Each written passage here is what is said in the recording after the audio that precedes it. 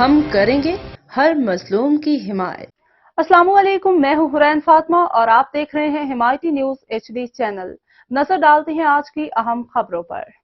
Pakistan medical ایسوسی ایشن جہلم کے زیر اہتمام ہیلتھ ایڈوائزر برائے chief minister Punjab major general retired doctor Azhar Mahmood Kiani, MNA Bilal Azhar Kiani, deputy commissioner Jhelum Syeda Ramla Ali کے اعزاز میں جم خانہ میں استقبالیہ دیا گیا۔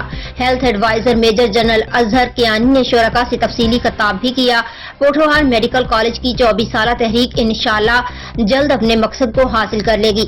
اس کالج کو ترجیحی بنیادوں پر ماڈل کے طور پر تعمیر کیا جائے گا۔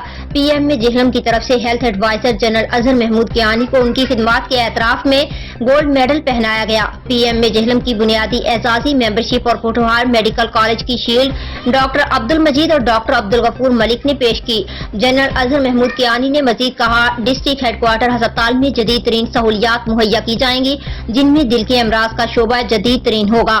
باقی تمام شعبہ جات بھی اسی طرح بنائے جائیں گے۔